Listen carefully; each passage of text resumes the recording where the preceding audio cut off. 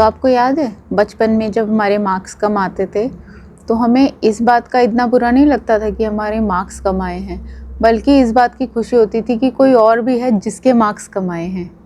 पर ये चीज़ बचपन में ही ख़त्म नहीं हुई। कभी नोटिस किया है कि जब कोई इंसान हमारे ही जैसे स्ट्रगल कर रहा होता है तो उसके साथ बात करके कितना अच्छा लगता है। ऐसा लगता है ना कि यार वाइब्स कितनी मैच कर रही हैं इस इंसान से, एक इंस्टेंट सा कंफर्ट फील होता है।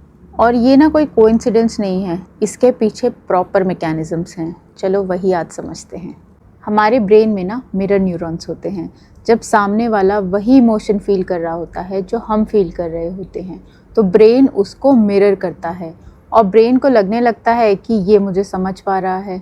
फिर एक वैलिडेशन मिलता है, हमें लगने लगता है कि मैं अकेले नहीं हूँ इसमें, ये नॉर्मल है। फिर एक और चीज़ होती है identity match.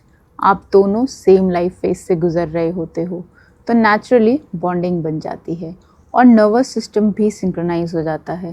Breathing, tone, energy सब अलाइन हो जाते हैं, इसलिए लिटरली बॉडी रिलैक्स फील करती है।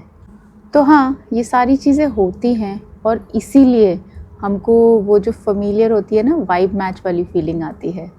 बट अब एक अनकंफर्टेबल ट्रूथ बताती हूँ और मैं ओपनली ये बोलना चाहती हूँ कि ये जो कंफर्ट लगता है ना, ये हमेशा हेल्दी नहीं होता। कभी कभी ये बहुत डिसेप्टिव होता है, क्योंकि हमारे ब्रेन को फेमिलियरिटी पसंद है।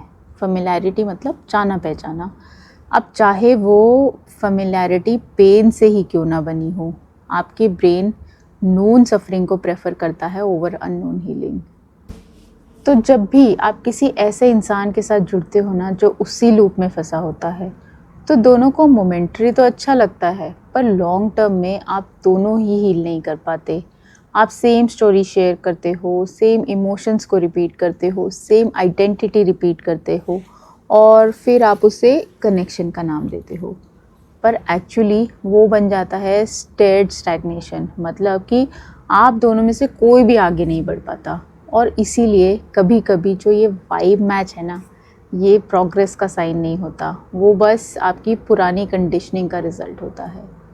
तो अगर आप सच में हील करना चाहते हो तो सबसे पहले ना आपको यही करना है, आपको इस इमोशनल फेमिलियरिटी को पहचानना है, कंफर्ट जोन से बाहर आना है, ये ऑब्ज़र्व करना है कि आपका ब्रेन किस चीज़ को सेफ समझ रहा है और क्यों समझ रहा है। क्या वो सिर्फ बदलाव से आने वाले डिस्कम्फर्ट से तो नहीं डर रहा। तो ग्रोथ हमेशा चैलेंजिंग लगती है पर वो सच में हील कराती है। तो नेक्स्ट टाइम जब आपकी वाइब मैच हो ना किसी के साथ, तो एक बार थोड़ा रुक के सोच लेना कि क्या वो कनेक्शन आपको सच में ग्रो करने में हेल्प कर रहा है या फिर वो आपको उसी जगह रखेगा जहाँ पे आपका ब्रेन आपको रखना चाहता है, आपका पेन आपको रखना चाहता है। तो वो एक पॉज जो है ना, it can change your life.